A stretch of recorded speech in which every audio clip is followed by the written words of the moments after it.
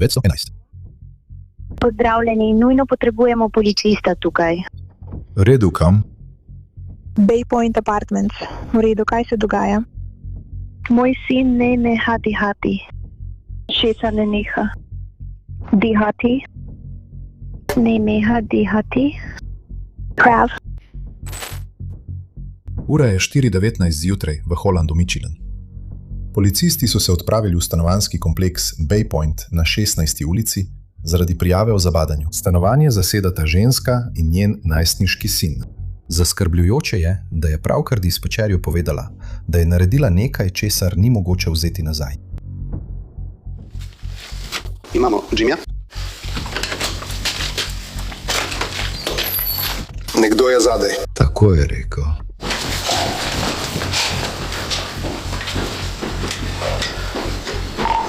Zero 11, zdaj se približujemo vratom. V roki ima samo telefon. Trenutno bruha. Spusti ga. Pusti ga. Spusti nož! Spusti nož!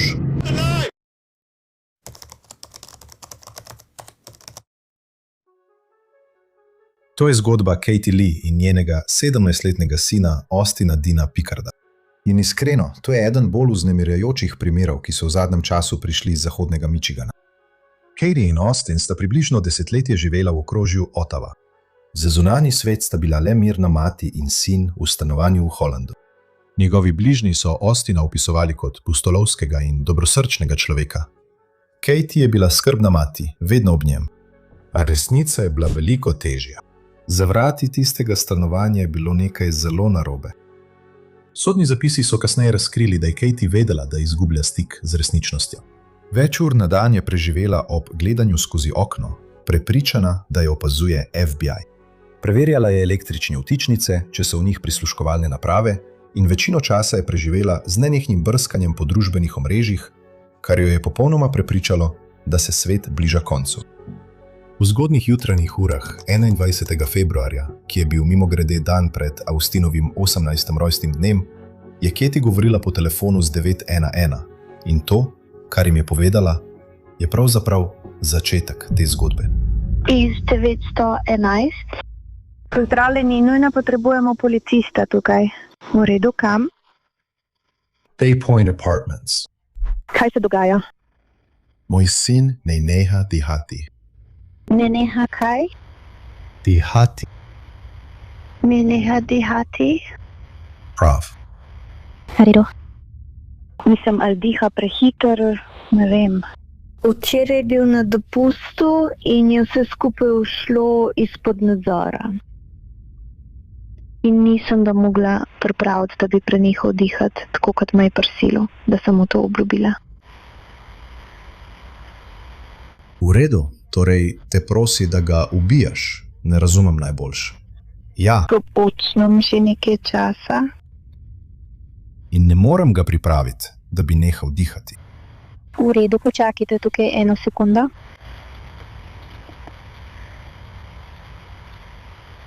Koliko je star vaš sin? Jutri bo dopolnil 18 let, ampak ni želel dopolniti 18 let. Je vaš sin buden? Ne, samo nikakor ne neha dihati. V redu, lahko greste v drug prostor stran od njega. Sem. Ali so v hiši kakšna orožja? Imam. Uporabila sem nož. V redu, kje si rezal? Si ga porezal? Ušel mi je izpod nadzora. V redu, kaj se je zgodilo? Moralo bi biti preprosto. On pa bi moral samo zaspati. In ni uspelo. In ves čas mi je govoril, naj ga ne peljem v bolnišnico. V redu. Kje je zdaj nož? Mislim, v sobi je. Z njim ali s tabo? Z njim. V redu, ampak je dihal. Sicer ga imam rad. V redu, no. Počakaj, Kiti, imam še nekaj vprašanj. Kakorkoli že, ne bom jih hitla. No, Katie. Pogovorili se bova, pridem noter. Moraš bruhati. Policisti tukaj. V redu, ja. Imej v roki samo telefon, Keti. Nič drugega.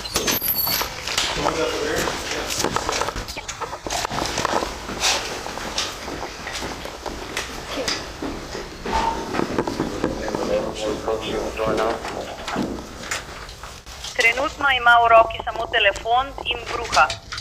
Živijo. Spusti! Ne bi smela! Imaš nož. Spusti nož takoj! Majko, v redu sem, udaril nas je. Tisti nož, gospa. Samo spustite nož, ustavite se. Hej, moram pobegant! Spustite nož.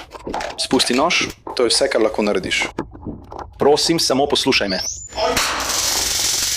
Potrebujem, da samo odložiš nož, prosim, odloži nož. Imel sem veliko čustev do Davida. Prosim, tako, najlepša hvala. Prosim, pojdite samo na hodnik. Gospa, ustavite se. Uporaba tejzerja. Gospa, ne premikajte se! Spet bomo uporabili tejzer, prav? V redu ste, prav? Ne moram se premakniti. Ne premikajte se! Naši ljudje stopajo van. Imaš nož tam zgoraj? Ja, ne vem, kdo ima dobro povezavo. Gospa, obrnite se na trebuh, prav? Zdaj, ko je Katie v priporu, so policisti svojo pozornost usmerili na Austina ter vstopili v stanovanje, da bi ocenili njegovo stanje. Taser uporabljen na ženski, trenutno je na tleh, preverjamo pa stanje fanta v stanovanju. Ali vi uporabil taser na ženski? Zdaj poskušamo preveriti drugega fanta. Tukaj. Zvanje. Kako očitno je tam? Očitno, mislim, da je. Bilo je. Nekaj časa, je vem ti, telo in koagulacija. Ja. Dal sem mu bolus.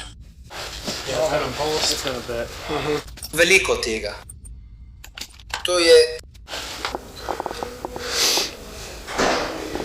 V redu, preprosto nismo mogli več. Prav. In tu je bilo vse, kar je prihajalo. Ustaviti moram krvavitev. Ona je tukaj.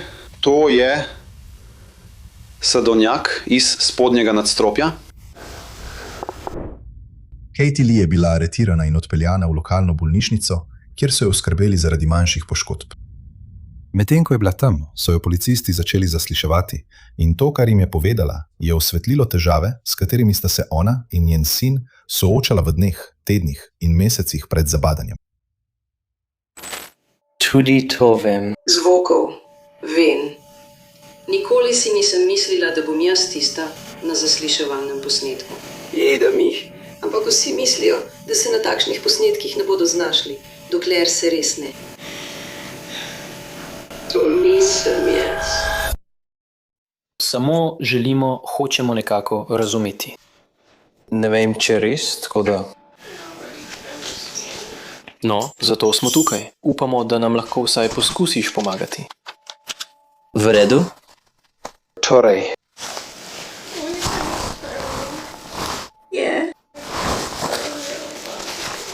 Povej mi, kaj v tem. On je. Imel je poškodbo možganov in je bil v razredu za čustveno prizadete, pravzaprav že od predšolske dobe. Uradno pa od vrtca. On je hodil tja 8 let in ves čas sem se počutila dobro. To je bila velika stvar. In sem tudi invalidka zdaj. Ne morem voziti. In ne morem skrbeti zanj. Povalila sem se na vsakega zdravnika, ki ga poznam. V redu. In... Samo utrujena sem. Utrudimo se. On je bil je utrujen. Bil je utrujen in slikal je. Jaz pa sem ga nameravala pospraviti Bog. Vse je v redu. Potem, ko je začel, nisem mogla nehati. In potem me je brgal nanj.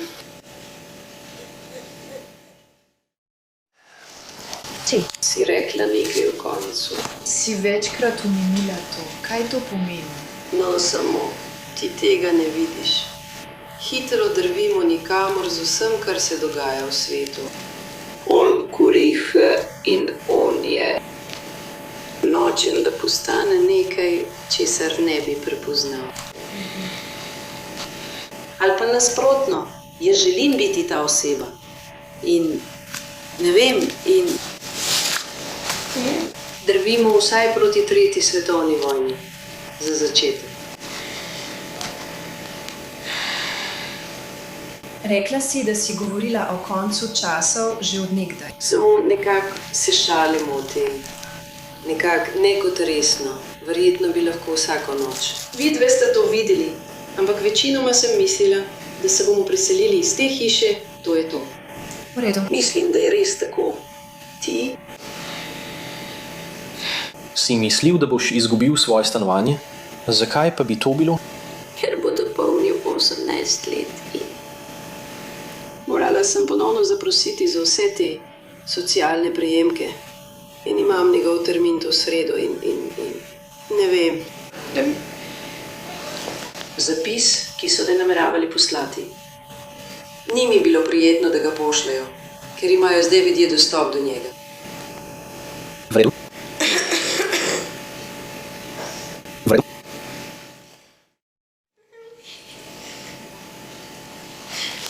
Obrnila sem se na toliko ljudi za pomoč.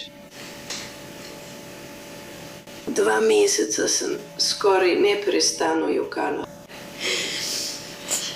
2 meseca si prosila za pomoč, si rekla.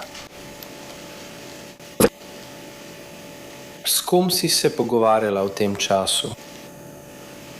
Imam terapevtko. Sem govorila z njo. Kdo? Terapevtka.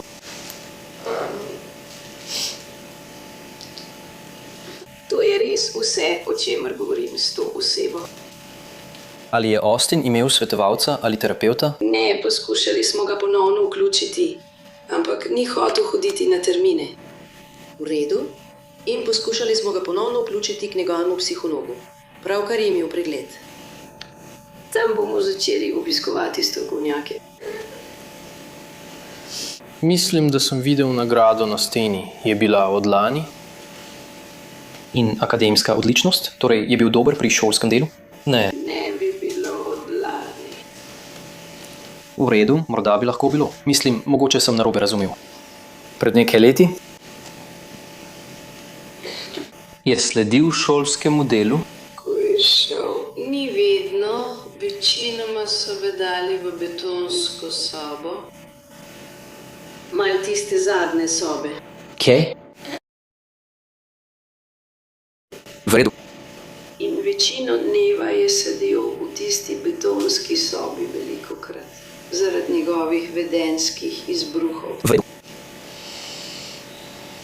In potem, ko je prišel COVID, je bil izpostavljen. Tik pred tem. Tako da smo samo jaz v redu in naredila sem, kar sem lahko, da bi ga ohranila pri življenju. Vem, da ste imeli v preteklosti nekaj sporov, ampak v teh dneh, o katerih govorimo, med vama ni bilo nobenega prepira ali česa takega, da bi... Ker je plameneli smeblo. On je to želel narediti prav tako kot jaz. Naslednji dan se je Katie Lee pojavila na sodišču na formalnem branju obtožbe. Obtožena je bila umora brez opredeljene stopnje ter upiranja in oviranja uradne osebe. Varščina ji ni bila odobrena. Opravljena je bila sodno odrejena ocena sposobnosti, pri kateri so ugotovili, da je sposobna sodelovati v sojenju. Oktobra 2025 se je ponovno pojavila na sodišču in priznala krivdo za umor 2. stopnje ter se tako izognila sojenju. Po pogojih dogovora so tožilci opustili obtožbo za umor 1. stopnje, ki bi v primeru obsodbe pomenila samodejno dosmrtno kazen. Namesto tega bo odslužila med 60 in 90 leti zapora, pri čemer je določen obvezen minimalni čas, preden bo sploh imela možnost pogojnega izpusta. Če izračunate, bo Katie Lee stara več kot 100 let, preden bo sploh imela možnost stopiti pred komisijo za pogojni izpust. Prav na naroko ob priznanju krivde so bili prvič na javni obravnavi predstavljeni številni pretresljivi podatki iz stanovanja, kar je javnosti dalo jasnejšo sliko o tem, kaj naj bi se po mnenju tožilcev tam zgodilo. Ali drži, da ste bili približno 21. februarja 2025 v mestu Holland, okrožje Ottawa, Michigan? Yes. In vi ste mati Ostina, kaj ne? In na ta dan je bil star 17 let, mladoleten. Yes.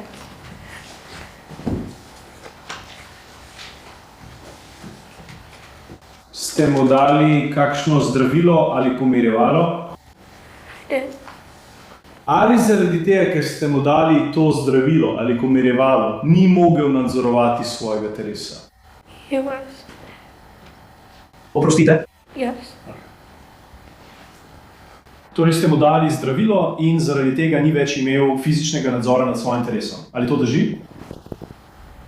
In potem ste vi prevzeli fizični nadzor nad njegovim telesom, ali lahko tako rečemo? In ko ste ga imeli pod svojim nadzorom, ali ste mu namerno povzročili hudo duševno bolečino ali trpljenje? In ali ste mu dali psihoaktivno snov? In to je bilo storjeno namerno? Da. In z dajanjem te droge, ki spreminja ali je to zmotilo njegovo dojemanje samega sebe, njegove čute ali osebnost? Yes. Torej, ali drži, da ste, medtem ko je bil pod vašim nadzorom in nezavesten, imeli nož? Ali to drži? Yes. In ali ste mu vsaj dvakrat prerezali roko? In ali ste na to uporabili ta nož, da ste mu prevezali vrat? Yes. Da, ali je zaradi tega, ker ste mu prevezali vrat, posledično umrl? Yes.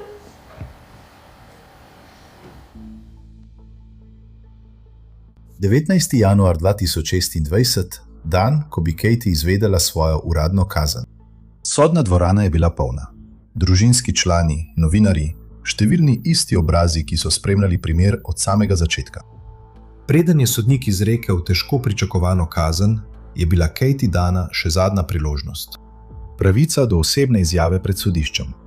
Priložnost, da s svojimi besedami nagovori sodišče. Toda preden je Katie lahko spregovorila, so bili odvetniki pozvani, da podajo svoje zaključne argumente in tako pomagajo oblikovati vprašanja, ki jih bo sodnik upošteval pri določanju njene kazni. Torej, ljudstvo Zvezne države Michigan proti Katie Austin Lee. Številka primera 2.547.529 FC.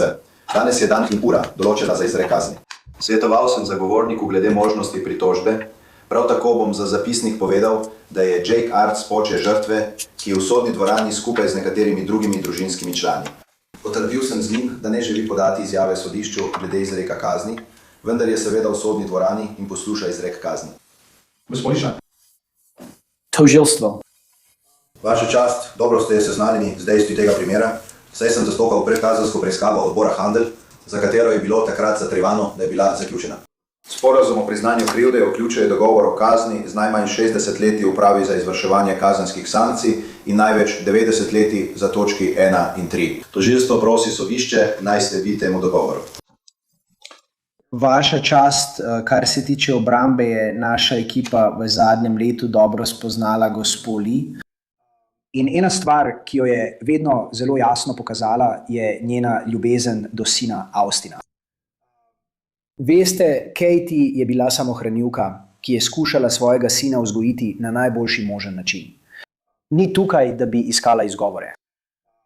To je bila resnično tragična situacija in zato je prevzela odgovornost. Kot samohranilka je naredila vse, kar je lahko za Austina. Mu zagotovila storitve, ki jih je potreboval. Ampak pri tem, spoštovani sodnik, veste, je zanemarila skrb zase. Tako je, zaradi tega, veste, v kombinaciji z zanemarjanjem svojega duševnega zdravja, izolacijo od prijateljev, družine in družbe, veste, zaprta v svojem stanovanju s sinom. Ko je prišel COVID, ni odhajala ven, nato pa je, veste, zapadla v različne spletne retorike in vpliv družbenih omrežij. Veste, zato smo danes tukaj. S tem, ko sem spoznal Katie, veste, sem se naučil veliko stvari. Vedno preverjajte, kako so vaši ljubljeni. Postavite svoje duševno zdravje na prvo mesto. In to je tisto, kar sem se naučil od Katie v zadnjem letu, ko sem se srečeval z njo. Gospa Li, ali ste imeli dovolj priložnosti, da preverite in pregledate poročilo pred izrekom kazni? Sem. Imate kakšne dodatke ali popravke, razen tistih, ki jih je že podal vaš odvetnik? Ne. Ali želite še kaj povedati, preden zaključimo izrek kazni? Da. Kaj povete? Kako naj nekdo začne nekaj tako pomembnega, ko pa lahko besede povedo le toliko? Odločila sem se za tisto, kar mi največ pomeni. Moja ljubezen do Austina. Ljubim ga z vsem, kar sem. Je neskončna in moje srce je zlomljeno. 18 let so bila samo mi dva skozi vse to. On je moj dojenček in moja opora, moj smisel. Borbala sem tako močno, kot sem znala, da bi bil vključen. Nikoli ni smelo obstajati sveta, kjer sem jaz, on pa ne. In brez njega sem tako izgubljena. O tem, da bi napisala to izjavo, razmišljam že 1 leto. In vse besede so premalo. Rada bi se opravičila prvim posredovalcem, ki so morali predelati vse, kar se je zgodilo tisto noč, in tistim, katerim sem grozila z nožem. Oprostite, ni bilo pošteno, da sem vas postavila v tak položaj. Opravičujem se detektivom za neodgovorjena vprašanja in osebi v bolnišnici, ker sem bila tako jezna. Rešili ste mi življenje. Ja. Opravičujem se tožilki, ker se je morala boriti v Austinovem imenu in obrambni ekipi za težke udarce in solze skozi leto. Tudi skupnosti, do katere so posledice segle kot valovanje. Nikoli si nisem predstavljala, da bo bolečina tako velika, da se bo bolečina tako razširila. Matjo, ker sem ti ga vzela, preden sta lahko popravila vajin odnos. Večinoma našim prijateljem in družini. In prijateljem, ki so kot družina. Opravičujem se, ker sem vas presenetila s takšno bolečino. Lahko si le predstavljam, skozi kaj vse ste morali iti zaradi tega. Vem, da ni čarobnih besed, ki bi lahko to popravile. Začela sem pisati 100 pisem, da bi poskusila, a se nikoli ni zdelo prav. Verjetno zato, ker nič več ne bo prav. Takrat sem bila preveč bolna, da bi videla onkraj svoje bolečine in strahu, ter dojela, koliko bo to prizadelo tiste, ki jih imamo najraje. Samomorilnost je v tem res dobra. Zaradi svojega zdravja, sramu in paranoje sem veliko stvari zadrževala zase. Iz strahu, da bi izgubila Austina, zdaj vidim, da bi bilo to najboljše, ampak nisem mislila, da bi ga kdo sploh lahko ljubil ali razumel tako kot jaz. Od leta 2020 se je moje že tako slabo duševno in telesno zdravje še poslabšalo do te mere, da sploh več ne zapuščava hiše, razen za obiske pri zdravniku. Po 5 letih, ko nisem bila več v stiku s svetom, mi je postalo res težko ločiti, kaj je resnično in kaj ni. Saj so algoritmi na mojem telefonu prikazovali samo vsebine o koncu sveta. Tako globoko sem padla v odmevno komoro, da so živeli v popolnoma drugačni resničnosti in ta je bila grozna. Komaj sem uspela obdržati glavo nad vodo. Novembra 2024 sem se utopila. Moje duševno zdravje se je hitro poslabšalo. Začela sem misliti, da me drugi FBI opazuje čez cesto. 8 ur na dan sem preživela ob opazovanju skozi okno svoje spalnice. Poskušala sem razvozlati vedenje ljudi in si dokazati, da imam prav. Preverjala sem vse svoje vtičnice, če so v njih prisluškovalne naprave, in ko jih nisem našla, sem mislila, da uporabljajo drone za branje misli. Moji možgani so bili pokvarjeni. Jazz. Potem je prišlo do nečesa, kar je bilo po mojem prelomnica. Začela sem gledati videoposnetke o tem, kako vlada pošilja moške k levu v tako imenovane wellness centre in moj je razpadel. Zelo hitro se je to spremenilo v strah, da bodo vsak trenutek prišli po nas in nas odpeljali v koncentracijska taborišča. Vse to, poleg že tako slabšajočega se fizičnega zdravja in povečanih kroničnih bolečin, me je pripeljalo do tega, nisem več vedela, kako zaščititi Austina. Moj in telo sta bila v stanju preživetja, a mi ni uspevalo. Bile sva prestrašeni. Bile sva sami in za najino depresijo je obstajala rešitev. Šele po letu dni terapije, zdravil, iskanja same sebe in najdbe Boga, lahko zdaj to noč vidim takšno, kakršna je v resnici bila. Zdaj vidim, kakšen vpliv sem imela na njegove odločitve in to me preganja v vsakem budnem trenutku. Nikoli nisem želela, da bi on kakorkoli trpel. V svojem zmedenem razmišljanju sem ga hotela predtem rešiti. Vsak dan, vsaka misel, vsaka nočna mora, vsak spomin, vsak trenutek brez njega bom zavedno kaznovana. Ampak vem, da to ni dovolj. Preostanek svojega življenja bom preživela v zaporu in poskušala razumeti, kaj bi lahko naredila drugače in kako bi lahko segla po pomoči.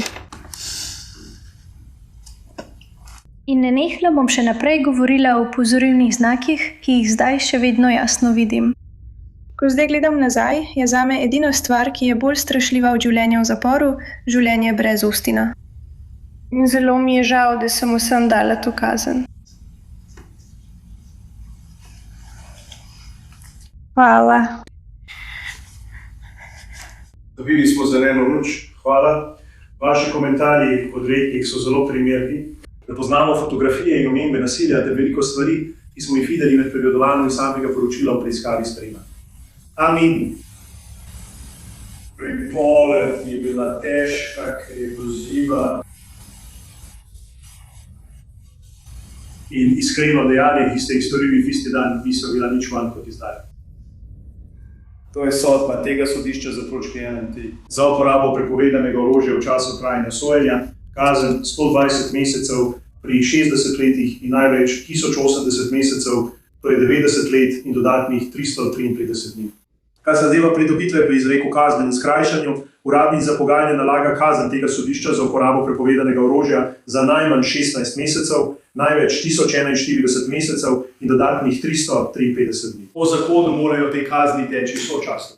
Kar pravijo, je argument sodišča, da so stroški APL zahtevani za zakonom, to so pravnomočne kazni in vi ste končna uporaba sodbe sodišča glede izrečene kazni obsodbe. Pritožba na višjo instanco se imenuje sodišče Vlade Republike Teksas. Potrebujemo poseben dokument, ki ga lahko zagotovimo za 242 dni. Hvala. Poskrbite, da boste prebrali za vas tam.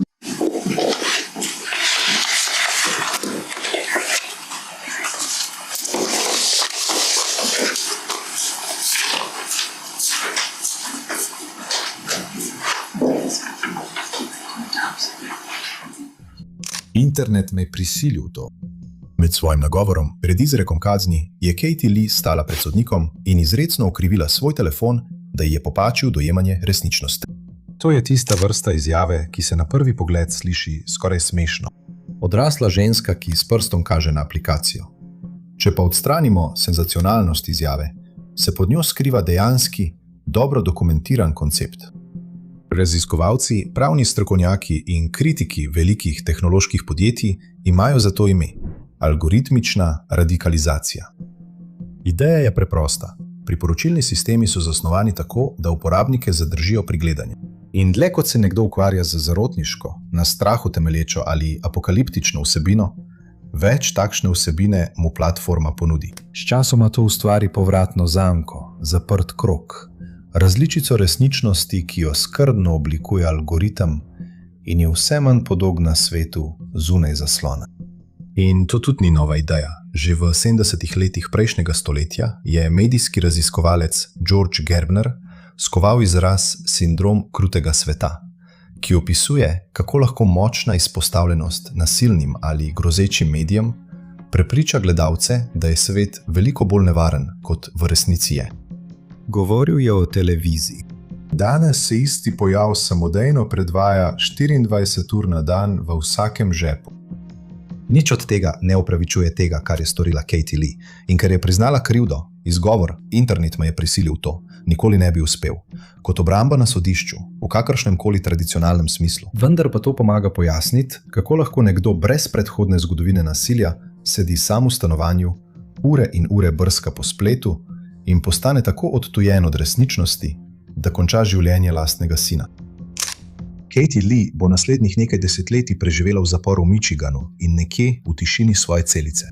Brez telefona, brez novic, brez stalnega toka negativnih informacij, ki so jo pripeljale tja, bo imela veliko časa, da se sooči s tem, kaj je bilo resnično in kaj ni bilo.